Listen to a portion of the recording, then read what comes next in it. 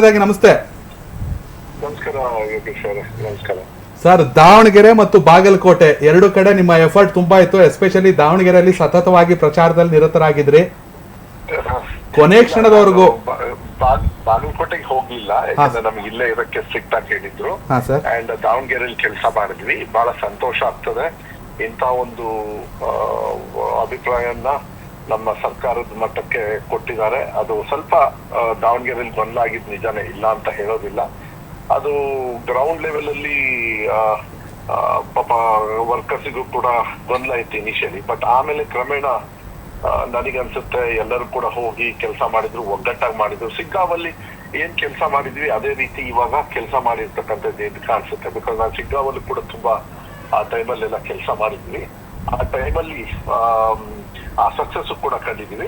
But minority ಏನು ನಾನು ಕೂಡ ನೋಡ್ತಾ ಇದ್ದೆ ನಿಮ್ ಚರ್ಚೆಗಳೆಲ್ಲ, ಸ್ವಲ್ಪ ಮೈನಾರಿಟಿ ಎಫೆಕ್ಟ್ ಆಗಿರ್ಬೋದು ಅಂತ ಹೇಳಿದ್ರೆ ಅದು ಸಹಜವಾಗಿ ಒಂದು ಗೊಂದಲ ಸೃಷ್ಟಿಯಾಗಿರ್ತಕ್ಕಂಥದ್ದು ನಿಜ. ಆದ್ರೆ ಮತ್ತೆ ಮತದಾರರು ಕಾಂಗ್ರೆಸ್ ಪಕ್ಷದ ಪರವಾಗಿ ಕೈ ಹಿಡಿದಿದ್ದಾರೆ ಅಂತ ಹೇಳಿ ಎದ್ದು ಕಾಣಿಸ್ತದೆ. ಮತ್ತೆ ವಿಶೇಷವಾಗಿ ನಾನು ರಿಜ್ವಾನ್ ಅವ್ರಿಗೆ, ಸಲೀಂ ಅಹಮದ್ ಅವ್ರಿಗೆ, ಇವ್ರಿಗೆಲ್ಲರೂ ಕೂಡ ಪಾಪ ಕಷ್ಟ ಆಗುತ್ತೆ. ಯಾಕೆಂದ್ರೆ ಒಂದು ಸಮಾಜದಲ್ಲಿ ಇಲ್ಲ ಒಂದು ಧರ್ಮದಲ್ಲಿ ಇದ್ದಾಗ ಸ್ವಲ್ಪ ಏನೋ ವ್ಯತ್ಯಾಸಗಳನ್ನ ಏನು ಆ ಸಂದರ್ಭದಲ್ಲಿ ಚರ್ಚೆಗಳು ಆದವು, ಅವಾಗ ಮಾತುಗಳನ್ನ ಆಡಿಸ್ಕೋಬೇಕಾಗತ್ತೆ. ಅದು ಬಹಳ ಕಷ್ಟ ಕೆಲವು ಸತಿ. ಅದು ಇವತ್ತು ಮೀರಿ ಇವತ್ತು ಕಾಂಗ್ರೆಸ್ ಪಕ್ಷಕ್ಕೆ ಸಹಕಾರ ಮಾಡಿದ್ದಾರೆ. ಅದಕ್ಕೆ ನಾನು ವಿಶೇಷವಾಗಿ, ಇದು ಒಬ್ರಲ್ಲ, ಎಲ್ಲರೂ ಸೇರಿ ಟೀಮ್ ವರ್ಕ್. ಕಾಂಗ್ರೆಸ್ ಅಲ್ಲಿ ಇದನ್ನ ನಾವು ಅರ್ಥ ಮಾಡ್ಕೊಳ್ಬೇಕಾಗ್ತದೆ. ಎಲ್ಲರೂ ಕೂಡ ಟೀಮ್ ವರ್ಕ್ ಆಗಿ ಮಾಡಿದ್ರೆ ಈ ತರ ಗೆಲುವನ್ನ ತಗೋಬಹುದು ಅಂತ ಹೇಳಿ ಅನ್ಸುತ್ತೆ. ಬಹಳ ಸಂತೋಷನೂ ಕೂಡ ಇದೆ. ಗ್ಯಾರಂಟಿಗಳು ಕೈ ಹಿಡಿದಿದೆ, ಅದು ನಿಜನೇ, ಇಲ್ಲ ಅಂತ ಹೇಳೋದಿಲ್ಲ.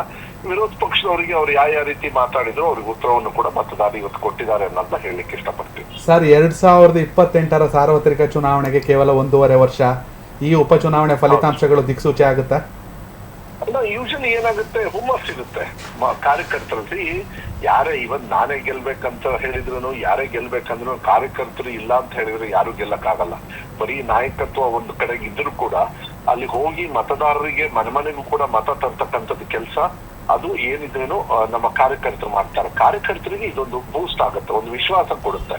ಏನು ಸ್ವಲ್ಪ ಇತ್ತು ಮಾಧ್ಯಮದಲ್ಲಿ ಯಾವತ್ತು ಕೂಡ ಇಲ್ಲಿ ಗೊಂದಲ ಇದೆ, ನಾಯಕತ್ವ ಗೊಂದಲ ಇದೆ, ಮತ್ತೆ ಇದು ಕ್ಯಾಬಿನೆಟ್ ಶಫಲ್ ಗೊಂದಲ ಇದೆ, ಇದೆಲ್ಲದೂ ಕೂಡ ಇದ್ರ ಮಧ್ಯ ಜನರು ಕಾಂಗ್ರೆಸ್ಗೆ ವಿಶ್ವಾಸ ಕೊಟ್ಟಿರೋದು.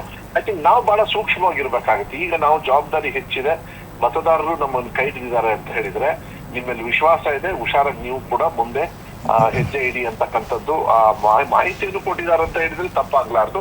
ಈ ತರ ತಗೋಬೇಕಾಗತ್ತೆ. ಯಾವತ್ತೂ ಒಂದು ಸೋಲಿಗೂ ಒಂದು ಕಾರಣ ಇರ್ಬೋದು, ಗೆಲುವಿಗೂ ಕಾರಣ ಇರ್ತದೆ. ಗೆಲುವಿಗೆ ಆ ವಿಶ್ವಾಸವನ್ನೇ ಕಾರಣ ಅಂತ ಹೇಳಿದ್ರೆ ತಪ್ಪಾಗ್ಲಾರ್ದು. ಆ ವಿಶ್ವಾಸವನ್ನ ಮುಂದುವರಿಸ್ತಕ್ಕಂಥ ಕೆಲಸವನ್ನ ನಾವು ಮಾಡ್ಬೇಕಾಗುತ್ತೆ. ಗೊಂದಲ ಇರ್ತಕ್ಕಂಥದ್ದು ಏನು ಮತ್ತೆ ಆ ಸಂದರ್ಭದಲ್ಲಿ ಪಾಪ ಚುನಾವಣೆ ಸಂದರ್ಭದಲ್ಲಿ ರಿಜ್ವಾನ್ ಅವರು ಇವರೆಲ್ಲರೂ ಕೂಡ ಹೋಗಿ ಏನ್ ಕೆಲಸ ಮಾಡಿದ್ದಾರೆ, I think I am really happy that hats off. ಈ ತರ ಗೊಂದಲನ ನಾವು ಮಾಡ್ಕೋಬಾರ್ದು. ನಮ್ಮನೆಲ್ಲೇ ನಾವು ಗೊಂದಲ ಮಾಡ್ಕೊಂಡ್ಬಿಟ್ರೆ ಹೊರಗಡೆ ಏನ್ ಮುಖ ತೋರ್ಸಕ್ಕಾಗತ್ತೆ ಹೇಳಿ ನೋಡೋಣ. ಇವತ್ತು ನೀವು ಸರಿಯಾಗಿ ಹಾದಿಯಲ್ಲಿ ಇರ್ರಿ ಅಂತ ಹೇಳಿದ್ದಾರೆ. ಕೆಲ್ಸ ಕಾರ್ಯಗಳು ಆಗ್ತಾ ಇದೆ. ಫಸ್ಟ್ 1 ವರ್ಷ ಸ್ವಲ್ಪ ತೊಂದರೆ ಆಯ್ತು, ಆದ್ರೆ 2ನೇ ವರ್ಷ 3ನೇ ವರ್ಷ ಸರ್ಕಾರಗಳ ಮೇಲೆ ಸಾಮಾನ್ಯ ಜನರ ವಿಶ್ವಾಸವನ್ನು ಕೂಡ ಇದೆ. ನಾವೆಲ್ಲ ಓಡಾಡ್ಬೇಕಾದ್ರೆ ಗೊತ್ತಾಗುತ್ತೆ, ಜನರು ಹೇಳ್ತಾರೆ. ಆದ್ರೆ ಈ ಗೊಂದಲದ ಬಗ್ಗೆನೂ ಮಾತಾಡ್ತಾರೆ, ಪ್ಲಸ್ ವಿಶ್ವಾಸವನ್ನು ಕೂಡ ಹೆಚ್ಚು ಇಟ್ಟಿರ್ತಕ್ಕಂಥದ್ದು ಕಾಣಿಸುತ್ತೆ. ಇದನ್ನ ಒಳ್ಳೆ ರೀತಿಯಲ್ಲಿ ನಾವು ಕೂಡ ಅರ್ಥ ಮಾಡ್ಕೊಂಡು ಹೆಜ್ಜೆ ಇಡೋದು ಒಳ್ಳೇದು ಅಂತ ನಾನು ಭಾವಿಸ್ತೇನೆ. ಸರ್, ಇನ್ನೊಂದೇ ಒಂದು ಕೊನೆ ಪ್ರಶ್ನೆ ನಿಮ್ ಜಿಲ್ಲೆಗೆ ಸಂಬಂಧಪಟ್ಟಿದ್ದು.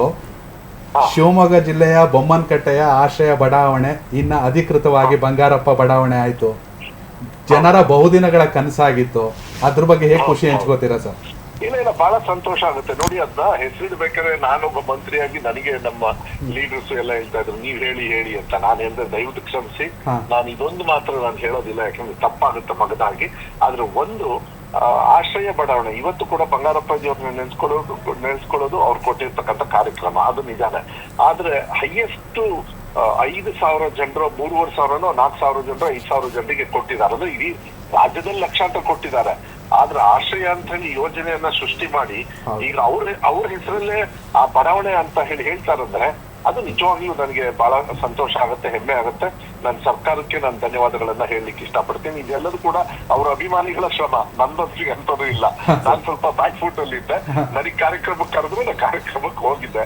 ಆದ್ರೆ ನನಗೆ ಅನ್ಸುತ್ತೆ ನಾನು ಪುಣ್ಯ ಮಾಡಿದ್ದೀನಿ. ಅವ್ರ ಹೆಸರಲ್ಲಿ ಇವತ್ತು ಕೂಡ ಜನರು ನೆನ್ಸ್ಕದೆ ಹೇಳ್ತಾರಲ್ಲ, ಏನಂದ್ರೆ ನೀವು ಏನ್ ಬಿಟ್ಟು ಹೋಗ್ತೀರಿ ಅಂದ್ರೆ ನಿಮ್ ಹೆಸರು. ನಿಜ.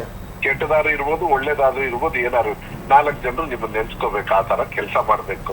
ಅವಕಾಶಗಳು ಸಿಗ್ತಾ ಅವಕಾಶಗಳನ್ನ ಒಂದು ಚಾಪ್ ಇಡ್ಬೇಕಾಗತ್ತೆ. ಆ ಕೆಲಸವನ್ನ ಬಂಗಾರಪ್ಪಜಿಯವ್ರು ಮಾಡಿದ್ದಾರೆ. ನಾವು ಕೂಡ ಅದನ್ನೆಲ್ಲ ಉದಾಹರಣೆ ತಗೊಂಡು ಮುಂದೆ ಹೆಜ್ಜೆ ಇಟ್ರೆ ನಮ್ಮ ಭವಿಷ್ಯಕ್ಕೂ ಕೂಡ ಒಳ್ಳೇದು, ಪಕ್ಷಕ್ಕೂ ಕೂಡ ಒಳ್ಳೇದಾಗುತ್ತೆ. Thank you so much sir. ಪ್ರಚಾರ ಸಂದರ್ಭದಲ್ಲಿ ಕೂಡ ನಮ್ಮ ಜೊತೆ ಮಾತಾಡಿದ್ರಿ, ಈಗಲೂ ಕೂಡ ಫೋನ್ ಕೊಟ್ಟಿದ್ದೀರಾ. ಒಳ್ಳೇದಾಗ್ಲಿ sir. Thank you sir. Thank you. Yes sir, Madhu ಬಂಗಾರಪ್ಪರು ಕೂಡ ಒಂದು ಫೋನನ್ನು ಕೊಡ್ತಾ ಇದ್ರು. ಸೊ ಅವರು ಕೂಡ ಬಂದಿಲ್ಲಿ ಹೋರಾಟವನ್ನು ಮಾಡಿದರು, ಗೆಲುವಿಗೆ ಶ್ರಮಿಸಿದರು.